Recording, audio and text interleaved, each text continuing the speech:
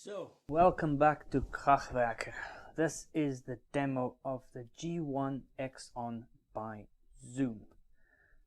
Now, I'm not going to make a big long palaver about this guy. I think at the price point between somewhere like 60 or 70 pounds, I think you should just fucking buy the damn thing. It is very, very good for its price. It has a lot of features, and if anything ever goes on your other rig, you know what, you just put this thing on, make sure you've got some presets, and you can gig the fuck out of this thing. So there's a couple of things on Zoom I don't like, and there's a hell of a lot of things I do like. I had a few Zoom items. I had the G1 the G1X extended, which is a couple of versions before this. It had some amp sums and stuff like that, and it was pretty pants. But it had a huge amount of effects. The effects were all good, all the delays, everything was good about it. It was fairly easy to pre-program a whole bunch of patches and banks. But the one thing that was absolutely awesome about it is the Zoom had its own kind of lead drive sound, which sounded brutal, and just for that pedal is worth buying. Now the previous versions, I think they're going for like 40 quid on eBay now, and I think people should just pick them up and check out just the lead sound on that. If it's going through an amp loud, you will not know that it is a digital pedal at all. On lower settings, but yeah, maybe now and then you might hear that slight digital kind of effect that you get with some of the Zooms. This one here, I think is a bit better. Let me tell you the things I don't like about it. It doesn't like pedals in front of it or behind it. It especially doesn't like drive pedals in front of it, going into it. They create a almighty fucking screech, which you can't get rid of. I think it has something to do with the way that it digitally tries to boost the signal, get some sort of resonance. I don't know, it just sounds terrible. Even by itself, if you use a too high metal sound on it, something with too much of a gain, you get a real screech, underlying screech, which goes away when you're playing, when you're strumming, but it's not good. It's not good. It'll just sound shit on stage. But at the same time, the reason I purchased it is because it is something that has really decent amp simulators with cap simulators as well. So if you put this through your earphones, you want to play soundly because your woman wants to watch EastEnders, then you know you can get some decent tones out of it right in your ear, and yeah, I think you can use it gigging and even recording certain things. Depends on what you're after. However, the main reason I bought this was actually because it's got a looper built in, 30-second looper, which is, you cannot buy a looper for under 90 pounds. So this thing has everything plus a looper in it. I don't like the menu systems and how you add stuff. It's a little bit cumbersome. I don't like the fact that these wee guys here are recessed. Now obviously that protects them, but at the same time, this is the looper. So if I want to engage the looper, I switch that on, and then I can record, play, and I can stop and clear. But it would be brilliant if this guy here was actually foot switchable, so that you can quickly so that you can actually use this guy as a looper live, so that you can just switch it on, do what you need to do, switch it off, and you're back to your main menu. That to me is a bit of a bother, because you can actually engage the looper, record what you want to do, go through the menu system, get another patch going, and play with that with another patch. So it's actually pretty versatile, but you can't do it live unless you keep bending down and, you know, use your fingers for the buttons. That's a trick I think they missed, because if they had this foot switchable, this guy would actually become really, really useful. And at that price point, you know, throw away, man. Really, no problems. So what I've done here for the demo purposes is this guy is now going to go. So this was the California, completely switched off. We're now only going to use this guy. Now you can already hear the noise. This foot pedal is now switched to the gain. So this is driving the amp sim gain. So you can hear the noise, and this is not even a high gain. This is not even like a distortion pedal or anything like that. This is just a Fender Deluxe amp sim with a Fender's own kind of gain structure set to the pedal. So what I'm going to do is I'm going to play a couple of pieces straight for this guy, and give you an idea. So like I said, this is now set to the Fender Deluxe amp sim with no other effects, no pedals in front of it, no nothing. The single goes straight into the amp's effects return so that you get a true sound. So as you can hear,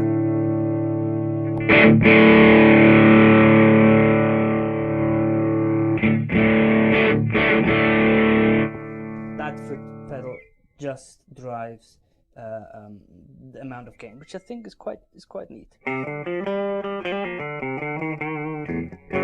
Still on the bridge pickup.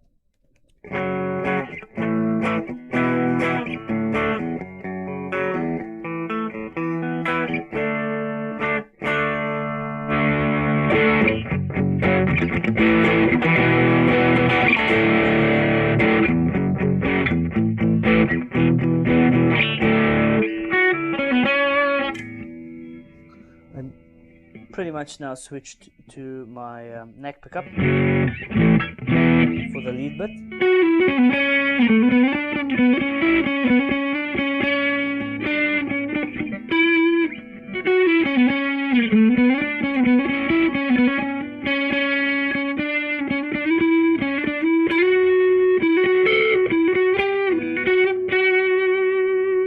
I don't want to hear any mofo bitching about my playing, okay? I'm no fucking Joe Satriani, so leave that shit for yourself.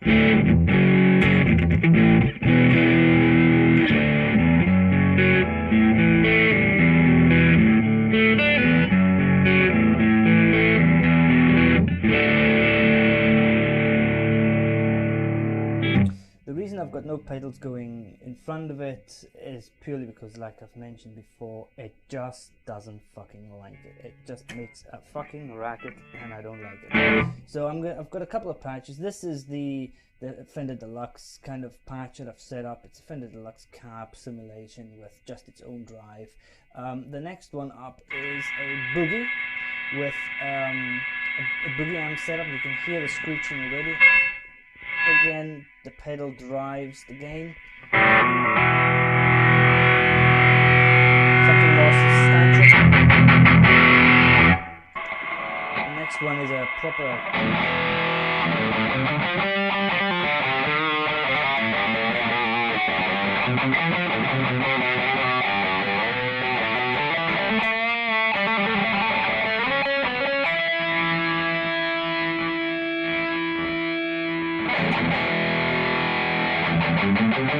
So the gain is fine as long as you're playing, but the moment that you leave, that you're not playing, it just becomes fucked up.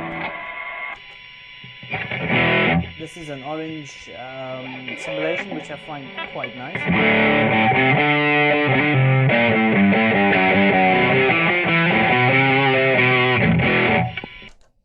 And this is just a clean sound. So I'm going to go back to the first one to show you a couple of things in the menu system. I must admit, I do like it. I think it's useful. I think it has its limitations. But you're just not throwing away your money. So I want to show you something about the cab sims, which I find really good. So while I'm in the menu, I can now see what effects I've got. There are much better demos about the actual using this pedal. So I'm not going to go through that. I just really want to show you something. So this is the Fender Deluxe Vibro. I'm going to select it. That is the effect that's running. and then I press enter again, I'm in it. So I can actually find the gain is now set to this. So this gain is kind of not necessary anymore. You don't have to worry about this. When I put the pedal down, it puts the gain up and down, and that is in the cab simulator itself.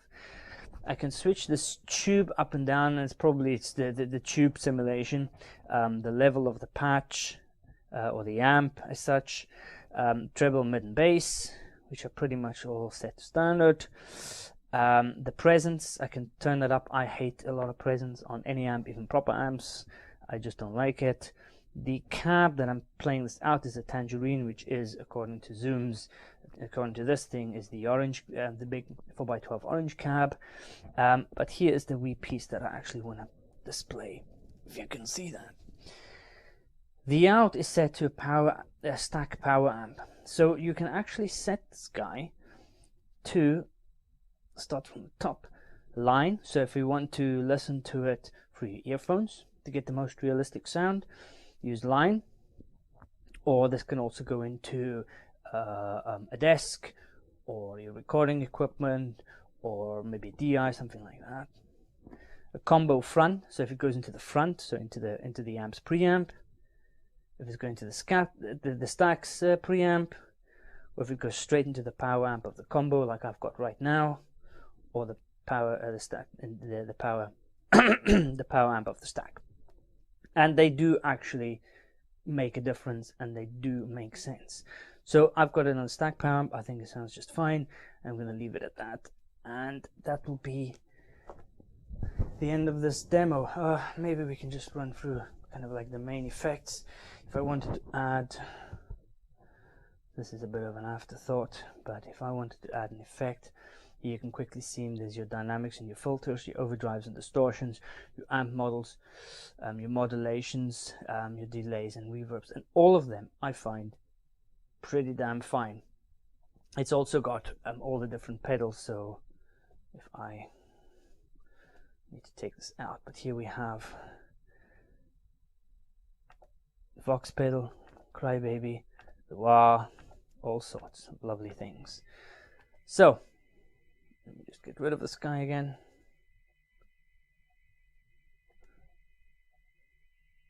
Don't like compressors. And boom, we're back to normal. So it's a bit fiddly on the menus. However, it is pretty damn powerful. So let's do one more thing actually. Why don't we quickly check out the looper, because it's actually pretty nice. Let's see if we can do this live. Let's go to the rhythm. Let's play the rhythm. I think this is a bit too fast.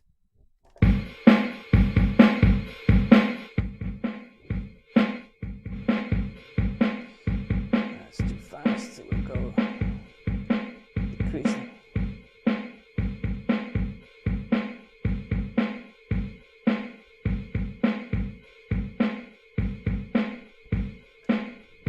Now we can go to the looper.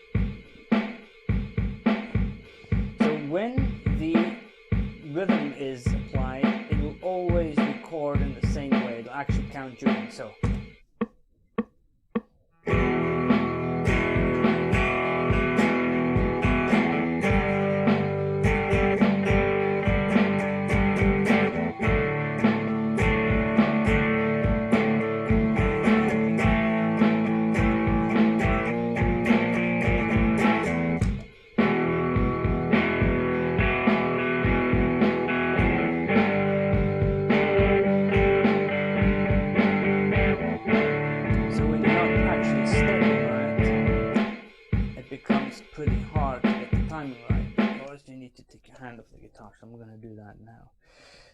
In fact, let's give it a shot actually.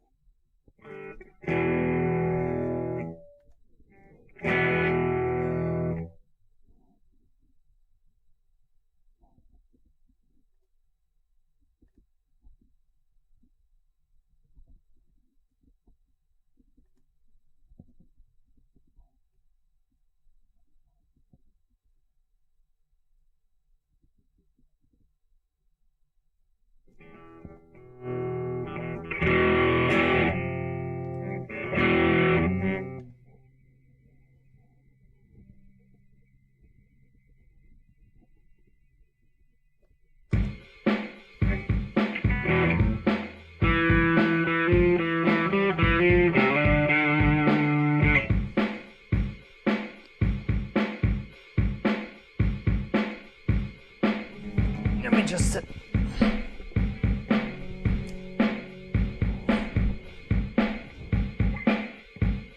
Right, here we go. Let's try this guy.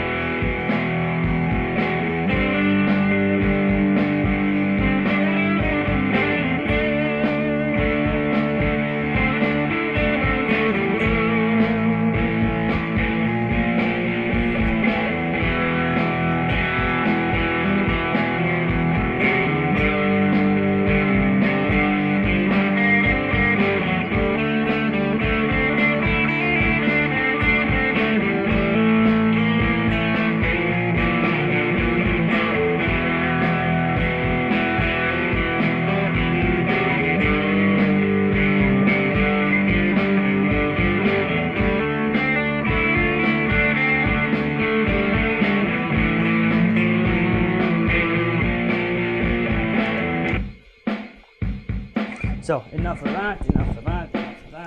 I think this shows everything it needs to show, and that is the G1Xon by Zoom, and I think it's one hell of a buy, especially for the price. So go out and get one. Thank you very much.